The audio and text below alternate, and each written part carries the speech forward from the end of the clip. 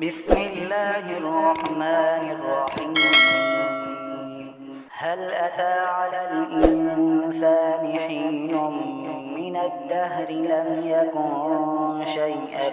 مذكورا إنا خلقنا الإنسان من نطفة أمشاج نبتليه فجعلناه سميعا بصيرا إنا هديناه السبيل إما شاكرا وإما كفورا إنا أعتدنا للكافرين سلاسل وأغلالا وسعيرا إن الأبرار يشربون من كأس كان مزاجها كافورا عينا يشرب بها عباد الله يفجرونها تفجيرا يوفون بالنذر ويخافون يوما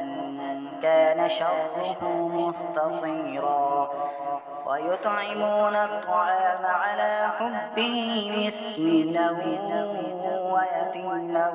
وأسيرا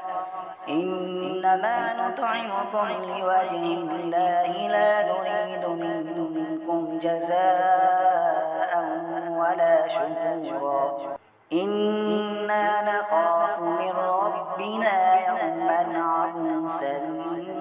قمطريرا فوقاهم الله شر ذلك اليوم ولقاهم نضرة وسرورا وجزاهم بما صبروا جنة وحريرا متكئين فيها على الأرائك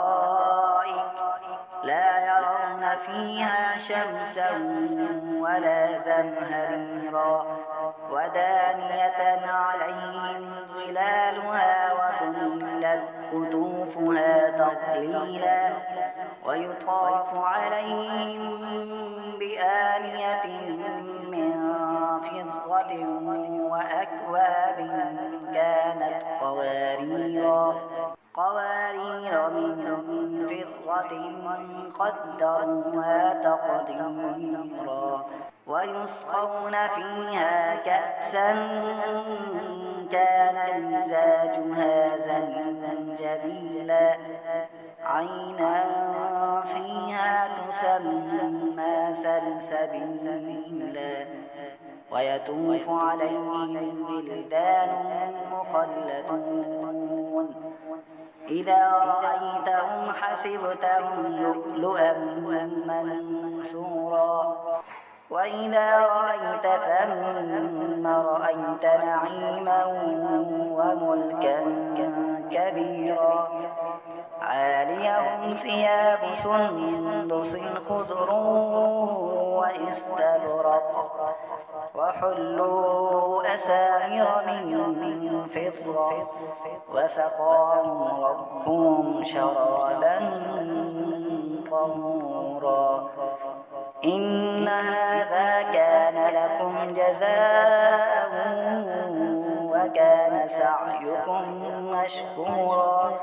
إنا نحن نزلنا عليك القرآن تنزيلا فاصبر لحكم ربك ولا تطع منهم آثما أو كفورا واذكر اسم ربك بكرة وأصيلا ومن الليل فاسجد له وسبحه ليلا طويلا إن هؤلاء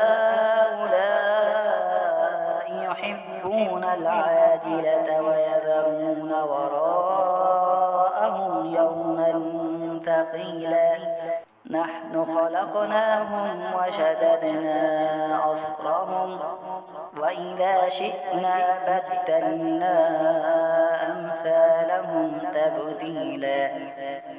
إن هذه تذكرة فمن شاء اتخذ إلى ربه سبيلا وما تشاءون إلا